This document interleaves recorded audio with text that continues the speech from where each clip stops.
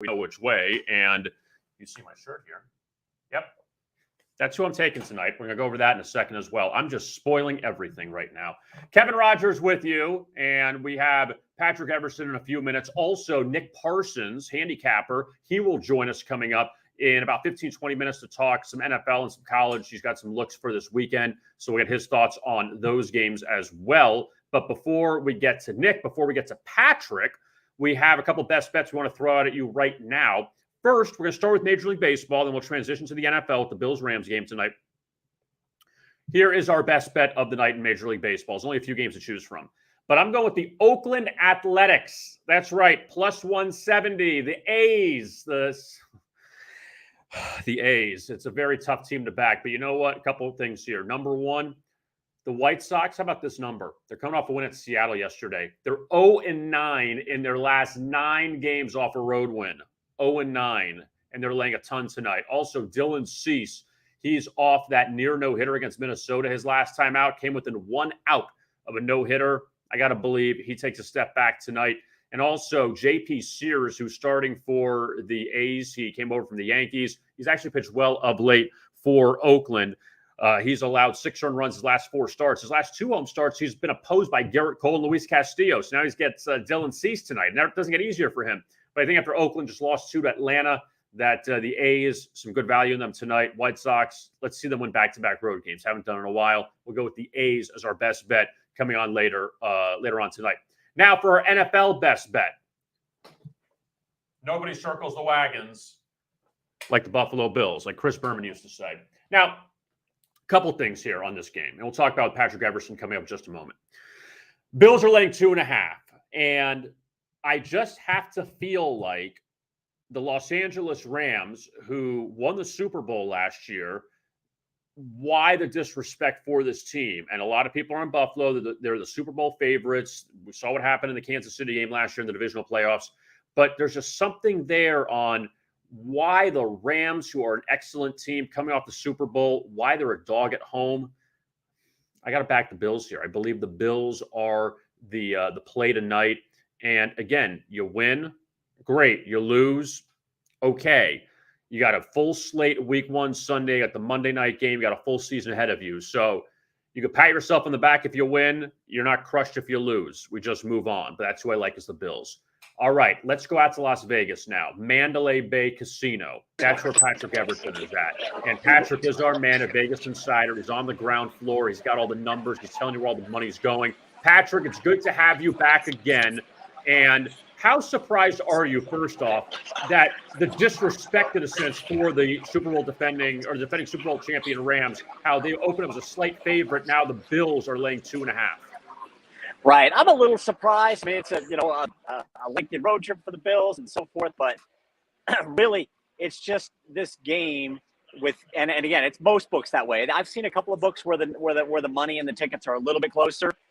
Maybe even seeing some Rams play, maybe some regional bias creeping in here in Las Vegas. But generally speaking, it is heavier. Most books are heavier to the Bills on the ticket count, on the money, and in some of the the money line parlays and straight parlays. I can guarantee you those are all going to start with the Bills this week. Everybody's going to want Buffalo to get there and then roll that into the Chiefs and the Buccaneers and the Packers and so on, climaxing with Monday night and my Denver Broncos, which that number is something else. But I think, like I said, it's a microcosm of what's gone on with the Bills this whole off season, Kevin, and that is everybody loves the Buffalo Bills. The Buffalo Bills are now the consensus favorite to win the Super Bowl. They're being bet in that market. They're being bet over on the win totals. Player props are they're probably taking overs on those as well. So it's in that sense, it's not that surprising. People are just very keen on the Bills for this season in a whole lot of different markets. So in that sense, not so surprising that they're on tonight, Thursday Night Football, as NFL Week 1 kicks off. Patrick, is it because of the way the game ended against the Chiefs, where Josh Allen was like Superman and they blew that game, and people don't believe in the Bengals, and they think with Tyreek Hill gone from the Chiefs that Kansas City's not a favorite anymore? It's just that Buffalo's kind of pushed now in front of us because no one's convinced of anybody else being a top dog in the AFC? I think that's probably part of it, Kevin. And I think, honestly, look, that game against the Chiefs was one of the most incredible playoff games I've ever seen. It was exhilarating. Granted, there wasn't a whole heck of a lot of defense going on late, but it was entertaining as hell to watch. And I think a lot of people think if the Bills had gotten whoever got the ball first there was going to put that game away. And it just happened to be the Chiefs at home. I mean, who knows what happens if the Bills get the ball there, if Josh Allen gets the ball and they end up winning and they're home against Cincinnati in the AFC Championship game. Who knows how things turn out. So I just think people are convinced that the Bills are, have the most talent at this point. And I've even heard that. I mean, look, they're very public play. I got a gaggle of Bills fans, I should say, behind me, and they're all ready to go. And I got some more buddies rolling in over the weekend who are big Bills fans. And, the public is certainly on them. But I've heard from a sharp bettor or two who got in on this game earlier, not at Bills 2.5, got in at, pick 'em or -1 or what have you. But, before the line got 2.5, I think it might have even touched 3 at some spots. But there are some sharp bettors who think highly of this team this season, not just tonight, but going forward all the way. So what have the odds makers, the ones you've spoken to, what have they said about needing the Rams? I know you mentioned before about the parlays that we're going to see going into the weekend, but as far as just straight tonight, where the Rams Super Bowl winners perform well in week 1, Rams have been a good underdog, that it feels like a lot of things are going for the Rams, but yet no one's backing them. What have the odds makers said about what they need with the Rams? Right. Generally speaking, I think pretty much by kickoff, everybody's going to need the Rams. I was told late Wednesday night by the Superbook, by Casey Degnan at the Superbook, that actually tickets were heavier to the Bills, but money was heavier to the Rams. But that was just on straight point spread bets, and it's 24 hours out. And as you know, and as we all know who are in this sports betting space, most of the money on an NFL game is going to roll in day of, and even more so in the final hour, 2 hours or so. So I think that dynamic will probably change at the Superbook. It might not, but generally speaking, I think it will. And on top of that, as I alluded to earlier, I think the Bills are going to be the leadoff batter, so to speak, in everybody's money line parlays and straight parlays on this game. So, that's where the public's going to weigh in. And I think the books are fully expecting to need the Rams tonight as a short home dog, 2.5-point home dog. And they're, I think more than likely they're going to need the under, which is very typical, not only in all NFL games, but especially in the standalone games. However, that said, Adam Pullen, he's the assistant director, and I'm looking back and forth at my computer screen in case you're wondering why I keep looking back and forth out there. But Adam Pullen, he's the assistant director of trading for Caesar Sports. And he said early money definitely has been on the under. He said a lot of sharps like to bet those high totals under, especially when there's two good defenses. But he does, again, he anticipates as they get closer to game time, as we are now, that the public is going to see those two teams and most likely bet over. He noted, as I just said a minute ago, usually in standalones, especially the first game of the season, the general public is thinking over rather than under. So it's going to be a dog and under situation. It's just interesting that the defending Super Bowl champion on its home field is a home dog. What about first half plays? Anything on that? I'm assuming big on Buffalo in the first half. I think they're probably big on that too. I haven't got a whole lot of an update on that yet as far as first half goes. But what I will say is, and I think this is something interesting worth bringing up, and maybe you were going to get to it, so I apologize if I'm stepping ahead here. But a lot of people say, look, it's impossible to beat the NFL betting against the spread, betting spreading the total. It's so airtight, those numbers are, especially by the time they've been bet into for months now in the case of NFL Week 1. But player prop bets have gotten more and more popular, and I think there are definitely good markets to look at. I can tell you one thing for sure, multiple sports books, including Caesars, including PointsBet and others, very heavy to Dawson Knox tickets. Knox is a really popular player tonight. At Caesars, for example, on the prop of anytime touchdown, Knox has taken 3 times more tickets and 3 times more money than anybody else in the market at Caesars books. And in the player to score first touchdown market, which is a hugely popular prop because it's almost like that first inning, first 3 innings, first 5 innings in baseball. You get an early, a chance for an early payout if you play that first touchdown prop. Knox was at 13-1, and he was taking more tickets and money than anybody else in that market at Caesars. So he's a real popular play for any time touchdown and for the first touchdown of the night if you're looking at some of these NFL props. And maybe some of the value's been sucked out of him, so maybe you want to look elsewhere. But Dawson Knox, a popular player in player props. What about, just staying with that then, Patrick, what about, I'll give you 2 names, Josh Allen and Cooper Kupp, probably the 2 most popular names. Obviously, Stafford's big, but sure. Josh Allen, we know rushing yards, always a big thing with him, but also Cooper Kupp, who led the NFL in every receiving category. What are some of the bets you've heard on those 2 players and player props? Well, and I'm just looking right now at a release I just got a little bit ago. This is from PointsBet, but I'm sure this is going to be representative of a lot of books. Cooper Kupp taking more than twice as many tickets as Stephon Diggs. Those two are 1 and 2 in any time touchdown score tonight. And Cooper Kupp minus 25. I assume that's the chalk there. First touchdown score at PointsBet, as I alluded to. Knox is getting a lot of tickets at PointsBet. He's getting a ton of tickets at Caesars. A couple of other props, player props that are getting hit. Allen Robinson's over on receiving yards. And again, this is coming from PointsBet. I'll have a lot more information from BetMGM coming up in a video a little bit later on Vegas Insider's Twitter feed. So keep an eye out for that. So don't think we're going to leave out this fine establishment behind me, Mandalay Bay and BetMGM. Rushing yards, Cam Akers over has been the play there. Josh Allen over 35.5. I mean, the guy is a very mobile quarterback and he can pick up yards in bunches at times. So that's at minus $1.25 for Josh Allen over 35.5 yards. And that's getting some attention as well. Looking ahead to Sunday, Patrick, we have a road favorite tonight. We have a road favorite Monday with Denver and Seattle. You have 8 road favorites on Sunday. What's the biggest discrepancies? What do the books need on Sunday for them to get helped out? Well, I think this is going to be the case with multiple books, but Mike Korn, who's a sports analyst for PointsBet, he told me last night, it's timely that you bring this up, they are buried to the Ravens against the Jets, and they are buried to Denver against Seattle. 2 very public plays. The line's gone up significantly in both of those games, like 2-3 points. Always makes me wary a Denver on the road and a line going up, but that's just my Broncos fandom and that love-hate relationship that I have with the team there. But that's gone up significantly. I think the Ravens are, to the point I made earlier, they're going to be in everybody's money line parlays. And at that number now, it's, the Ravens are probably more of a teaser play as well. So they're really going to need, they really need Seattle to, or rather the Jets to at least cover. They would love to see Seattle at least cover.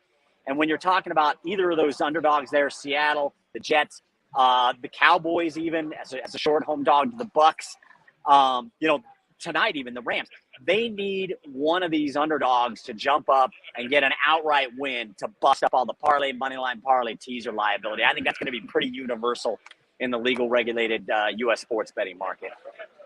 I want to look at this other game from Sunday, Patrick. You have Cleveland and Carolina. Obviously, Cleveland opened up as a favorite, think Deshaun Watson was going to start, and then he gets suspended. Baker Mayfield is starting. Now for Carolina, Christian McCaffrey, now he's a little dinged up. That's down to a pick-em. So that one's been all over the board. How big of a factor has that game been as far as the odds makers?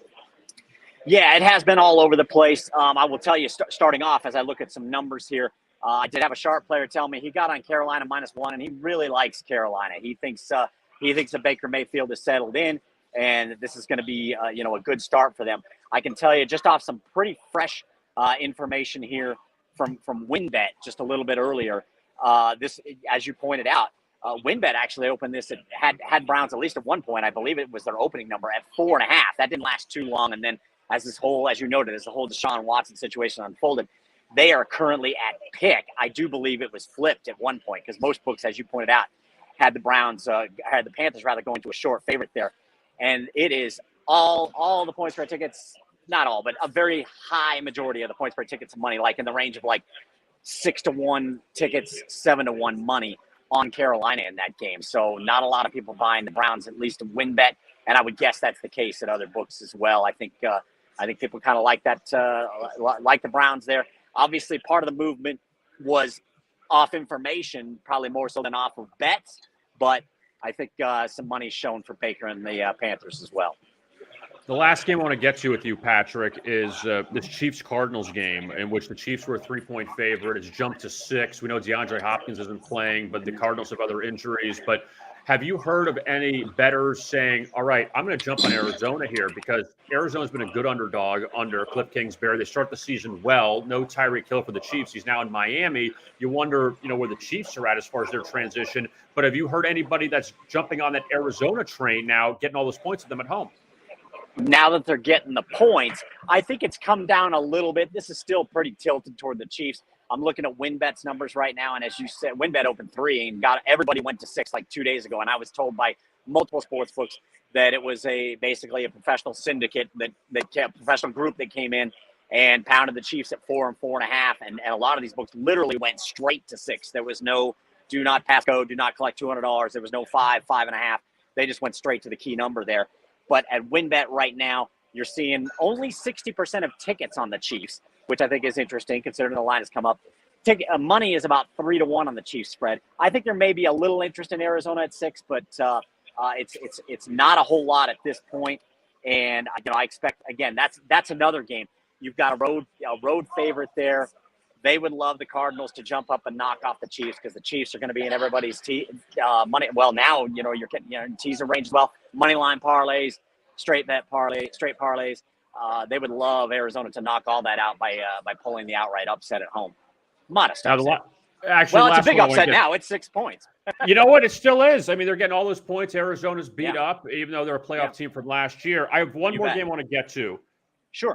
In your backyard, the Raiders taking on the Chargers.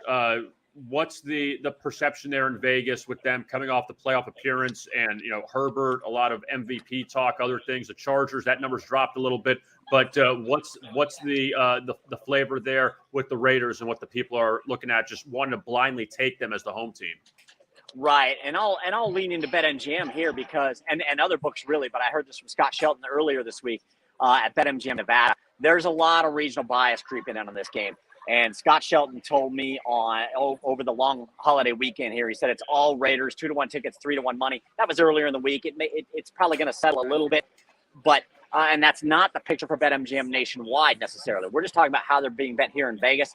But he said they're playing Raiders money line too, overwhelmingly. He said we're going to need the Raiders to go down every week. There's definitely regional bias starting to creep in on the Raiders here, being a playoff team, making some key offseason acquisitions, looking better. Like you said, making a playoff appearance last year. I know they're getting. I know with the Superbook, they're getting a fair amount of Super Bowl play. In fact, earlier, last month, and it's probably not far from it now, they were the number one liability for this in the Super Bowl futures market for the Superbook. So they're definitely becoming a more popular play here. I think overall, as you look at like nationally, I'll take a look at a book that doesn't operate in Vegas, for example, something that's operating outside of the state. The lean is Vegas. It's like I'm looking at WinBet right now, almost 2-1 tickets, 5-1 money on the spread. So definitely some buyers there. But again, the Chargers have been a really popular offseason team as well, especially in Super Bowl odds and Justin Herbert MVP and that sort of thing. So as John Murray at the Superbook told me earlier this week, he said, look, these are going to be two public teams, and he thinks they're both going to see some action. And he expects people to hit the over in that game. Yeah, it'll be interesting in that one. Also, the Raiders got the Cardinals at home next week, so we'll see how both those teams fare and if you continue to see the backing of the Raiders for their home opener next week. Patrick, thank you so much. We appreciate it. You're live at Mandalay Bay in Las Vegas. You can find him on Twitter right there at @PatrickE_Vegas. Patrick, let's talk again on Monday before Denver-Seattle, okay? Oh, you betcha. My Denver Broncos. I'll be out and about. All right, you got a Russell Wilson jersey and everything. You'll be all set. I haven't acquired that yet, but we'll see. Patrick, thank you so much. We'll talk to you soon. Take care. All right, that is Patrick Everson. He is live at Mandalay Bay. Nick Parsons is going to join us in just a moment to break down a couple games. And before we get to Nick, though, I want to give you the MLB total of the night since this game is starting in about 30 minutes. The Marlins and Phillies, we're going to go under on that game. And that one's in Philadelphia. A couple of numbers I want to throw out at you here. It's just a 7 total. But, the Marlins offense stinks. That we know. They've lost 9 straight. They can't score any runs. But Sandy Alcantara, the favorite for the NL Cy Young, he has gone 5-0 to the under his last 5 starts after allowing 4 earned runs or more in his previous start, which he did his last time out. So he usually bounces back. Also, he's 4-0 to the under in his 4 starts against the Phillies this year. Kyle Gibson has allowed 2 earned runs or less in 3 of his 4 starts against Miami. So let's go with the pitcher's duel. Let's take the under between the Marlins and the Phillies as our total of the night. All right, let's bring on Nick Parsons. He is a new handicapper to Vegas Insider, but he has been around the handicapping game for a while, but he's now joined us, so it's good to have Nick. First time we're talking to you. Nick, thank you so much for joining us. How are you? I'm doing great. Yeah, for sure. Thanks for having me on the show here, Kevin. First off, before we get to the weekend games, what are your thoughts on this Bills-Rams matchup tonight? Well, I just was thinking about that and then listening to Patrick there just before coming on. And my thoughts on the first week here and this first game, also the first week of the NFL and also the first couple of weeks of college football. Just want to remind everyone, I mean, everyone's super excited, but we got to stay consistent, choose a unit size and stick to it. We want to be disciplined. That's the key for sure here, but especially over the first few weeks. But as far as this game, yeah, as Patrick pointed out, I mean, it's just been bet on for the last 2 months. And so these lines are really sharp. I have a play on the total tonight, and so you can find that over at Vegas Insiders this evening. Yeah, and again, people are so thirsty for football; they're just so ready to jump right in. Even though you got plenty of games to choose from, you have college this weekend, you have NFL coming up on Sunday. So let's do that, and let's go to the college. A couple of games we'll look at with you, Nick. Sure. And we'll start the game in Austin, Alabama and Texas on Saturday at noon. And Alabama, a huge favorite here. Obviously, you don't see Texas in this scenario that often, A, as this heavy as an underdog, and B, especially at home. But Sarkisian was an assistant with Saban, and now they're facing off with each other. So what do you think here with Alabama after their big blowout of Utah State, what they'll do here at Texas on Saturday? Well, these two actually met in the 2009 season for the national championship. Since then, they've gone in completely different directions, of course. Alabama's won 5 titles since then, and Texas has been bouncing around from coach to coach. As you mentioned, Sarkisian is now the Longhorns coach, though, and he helped Alabama win a title in 2020. Now, Texas does have plenty of skilled players like running back Bijan Robinson, wide receiver Xavier Worthy, quarterback Quinn Ewers. Now, he doesn't have a lot of experience, but everyone you talk to, you look at this kid, I mean, the potential for this guy is through the roof, obviously. But Texas, it really struggled with offensive protection last season. It did address some of those issues in the offseason, but now it faces Alabama, and I just don't know if Ewers is going to be ready for this Alabama defense. I mean, this is a really popular pick. I see a lot of other cappers with it, but with it under 3 touchdowns, I like it here. Alabama allowed less than 85 rushing yards per game last year. Now you got Will Anderson coming off the edge. I just think it's going to be a long day for Ewers. Nick Saban, he's unmatched with his recruiting. The Tide, they're once again favored to win. Bryce Young, he's obviously fantastic. The Longhorns, they're only 5-11 all-time versus number ones. So I just think the Tide's steady pace is just going to see them pull away in the second half. And yeah, I think they're not going to be obviously intimidated by the surroundings or anything there. So roll Tide, roll in that one. Yeah, it'll be interesting to see what Texas does if they could keep up with them. And with Ewers, who was obviously a heralded prospect out of the state of Texas, was at Ohio State and then transferred back to Texas, see what he could do here in this game. Now, sticking with some more SEC teams, in Gainesville Saturday night, you have Kentucky and Florida, and the Gators off that big win over Utah last week. A game Anthony Richardson was great for UF, but also they almost gave that game away. Utah took it down the field, and you had that Cameron Grison interception in the end zone. Kentucky was very good last year. Let's see what they do here. What do you think here? Gators, Wildcats Saturday night at the Swamp. Yeah, I mean, I have a slight lean in this one. I'm not betting this one or anything, but listen, Kentucky, it's off that 37-13 win over Miami, Ohio last weekend. Florida, as you mentioned, pulled off the 29-26 home upset over then number 7 Utah as a 2.5-point underdog. Actually, Kentucky earned a historic win over the Gators at Lexington for the first time since 1986 last year. But yeah, the Gators, they look rejuvenated last weekend under Billy Napier.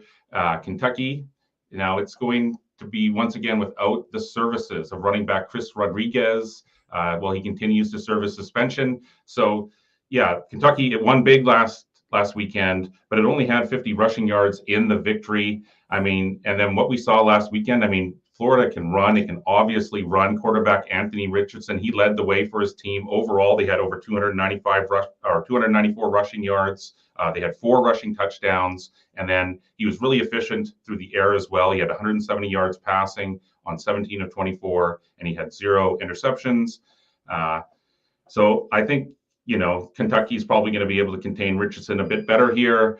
But you know what? Kentucky has not defeated Florida in consecutive seasons since the mid-'70s. I don't think it's going to happen here. I'm buying into the hype on this one. So I like the Gators in this one. Yeah, 4 of the last 5 in this series, Kentucky's actually covered, which is interesting. And you mentioned that 20-13 win last year in Lexington. Florida outgained them by almost 160 yards in that game, if my math is right, 382-224. So we'll see what the Wildcats do here. And the Gators now flip from a home dog to a home favorite for their SEC opener. Now, Nick, a couple NFL games to get to. We had mentioned it with Patrick earlier. You have the Browns and the Panthers in Carolina. Yeah. So many storylines here. You would have thought this was Deshaun Watson's debut. It's obviously not. He's suspended. Baker Mayfield goes to Carolina. Christian McCaffrey, he's not 100%. This line down to a pick 'em. What do you think here with the Panthers and the Browns on Sunday? Yeah, crazy line movement in this game from, all over the place for sure. As you mentioned, Mayfield, he's going up against his former team. He's already said, he's come out publicly saying he wanted to mess them up. That's putting it nicely. Maybe he will, maybe he won't. Yeah, Carolina was a small favorite. Now it's gone down to the pick'em because, as Patrick was saying there, probably due more to the news than anything to do with the bets themselves. And yeah, Cleveland, it has a lot to work through this season as well with Watson. But one question I wanted to pose to you, let's just say hypothetically that when Watson does come back, what if the Browns are 1-9 or they're 2-8? I mean, do they bring Watson back at that point? Because the season would be over. He hasn't played in 2 years. You want him to play, of course, but what would be the point if the season has failed? And I mean, they've given him all this massive amounts of guaranteed money. It would be difficult to see them playing that. But anyways, that's an issue for the Browns to deal with if that were to come up. But back to this game, I don't put a lot of stock into what teams do in the preseason, especially now that it's gone from 4 games down to 3 games. But just to recap what these guys did, Cleveland went 1-2 straight up, and against the spread, it lost 21-20 to Philadelphia in week 2, 21-20 to Chicago in week 3, and then Carolina went 2-1 straight up and against the spread, and that was includes a 21-0 win over Buffalo in week 3.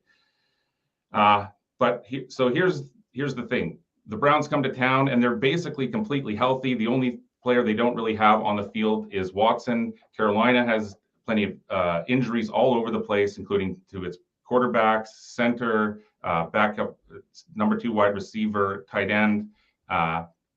So, yeah, I mean, the Browns, they actually benefit from a really easy schedule to begin with. They play the Jets, Steelers, and Falcons after this.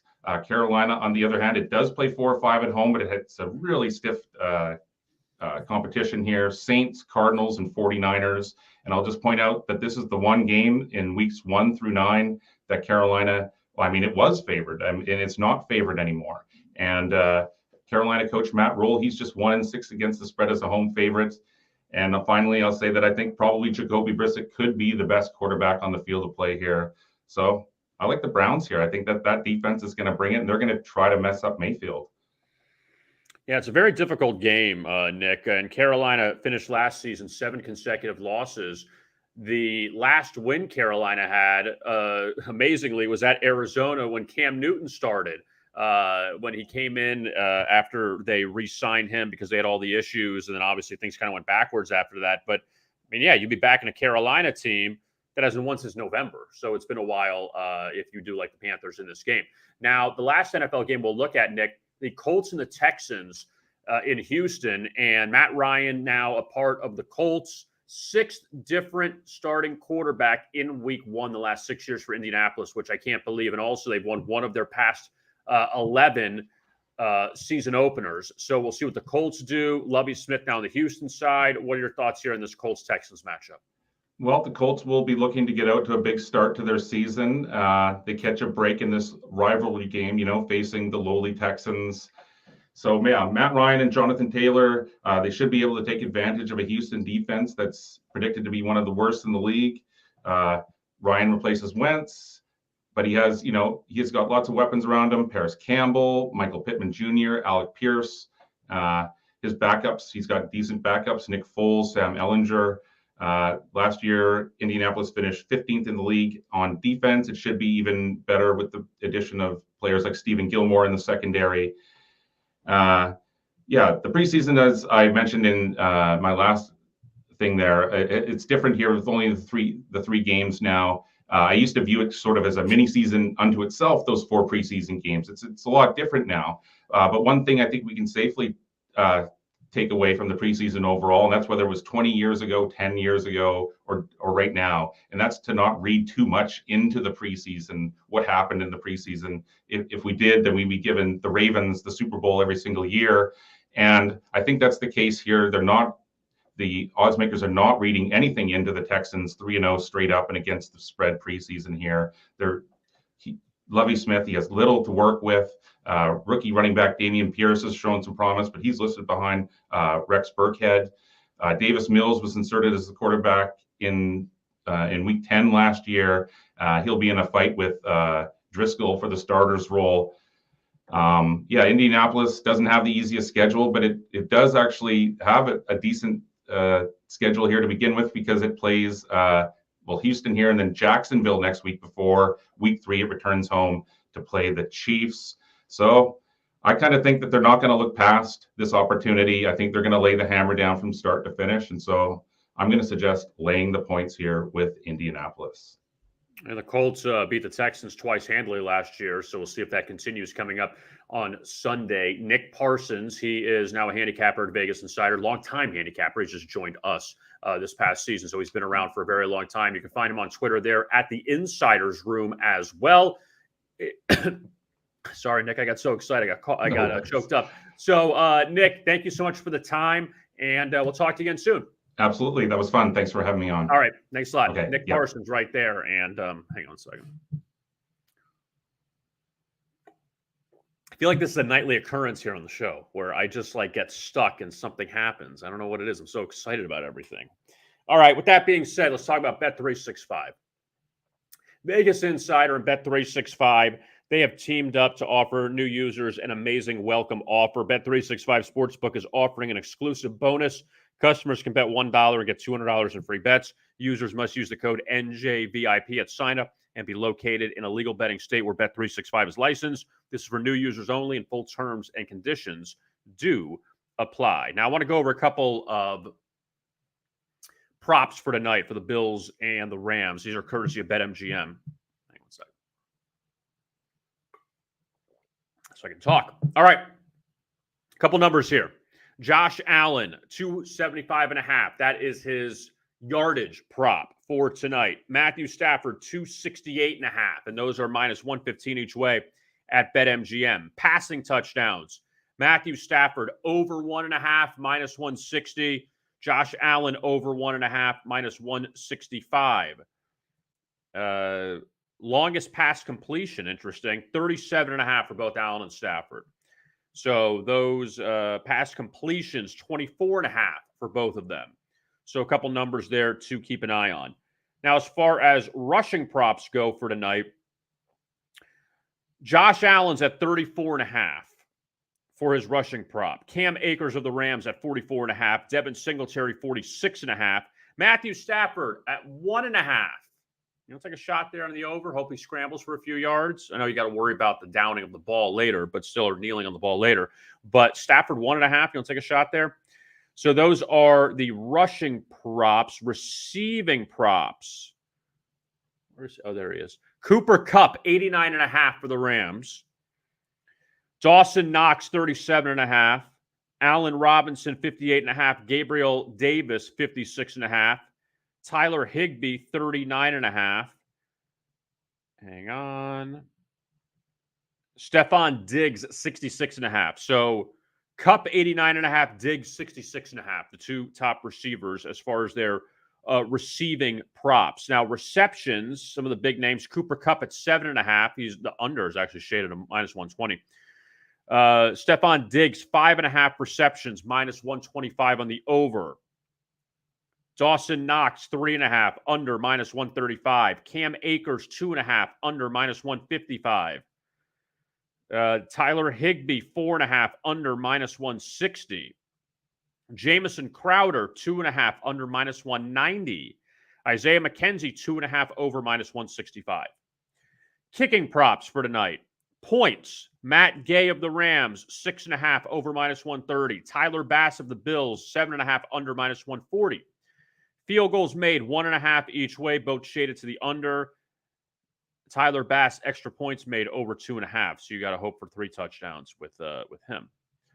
So those are the, let's see, Cooper Kupp, first touchdown, plus 550. Stephon Diggs, first touchdown, plus 750. Cam Akers, first touchdown, plus 750. Devin Singletary, plus 800, first touchdown. Cooper Kupp, anytime touchdown, minus 200. Stephon Diggs, plus 100, anytime touchdown. Cam Akers, minus 135, anytime touchdown. And a couple, again, from BetMGM, a couple of these other ones here. Cooper Kupp to score and Rams to win, plus 190. Stephon Diggs to score and Bills to win, plus 250. Devin Singletary to score and Bills to win, 3-1. Let's see what the crazy one is. Oh, okay. Jake Funk to score and Rams to win, 30-1. Don't throw your money away on that one. Rams first touchdown scorer, Cooper Kupp, plus 260. And if you want, even with Stafford, first touchdown, 30-1. Maybe he runs one in. And first touchdown for the Bills, Stephon Diggs, plus 450. Josh Allen, plus 650 on first touchdown. So you got a lot of choices here. And that number's still at 2.5 at BetMGM. Bills minus 135 on the money line. Rams plus 110. And the total of 52. First half, Bills minus a half. Total 25.5. Bills minus 1 for the first quarter at plus 125. And Rams at plus 1, minus 160. So those are the numbers for tonight. I listed them all out for you. And good luck with it. Again, if you take the game, great. If you pass, there's plenty more Saturday in college, plenty on Sunday in the NFL, plenty of games this year in the NFL. So don't feel like you have to jump in feet first and just do a cannonball. I don't think you have to do that necessarily, but you have a lot of choices for tonight with the Bills and the Rams. So you can check out all of those odds. And again, if you are in a legal betting state, go do your business. And if you're not, I guess you'll figure it out. All right. My thanks to Patrick Everson for joining us. And we'll have Patrick on Mondays and Thursdays during the football season to get all the primetime numbers going into these games. Also, Nick Parsons, check him out at Vegas Insider as well. You can find his picks there for purchase at Vegas Insider. Tomorrow, we'll have the Joes on separately. Joe Osborne of Chasing That Paper. You can find every Friday morning, 11 a.m.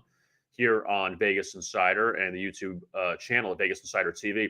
Chasing That Paper. Joe's going to join me tomorrow at 7 or at 6, whatever time. It's 7 o'clock for him because he's further east. But 6 o'clock Eastern. Joe's going to join us to go over his contest picks. He's in the Circa. I'm in the Westgate Superbook. I put my picks in today. I'll let you know the picks tomorrow. Joe's going to tell us his picks as well, the 5 picks for this weekend. Also, Joe Nelson will be on Vegas Insider Handicapper to talk college football and NFL for the weekend. So looking forward to that. And another PSA for you. Check out our Twitter Spaces on the Vegas Insider Twitter feed at Vegas Insider. And it'll start at 7 o'clock in 20 minutes from now.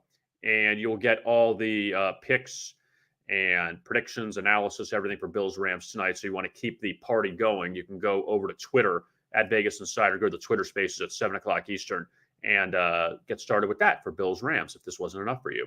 So thank you, everyone, for tuning in. We'll be back with you at 6 o'clock tomorrow. Spencer Ray, great job running the show as always. And we'll talk to you then. Have fun with the Bills and Rams tonight. And as always, best of luck with your bets.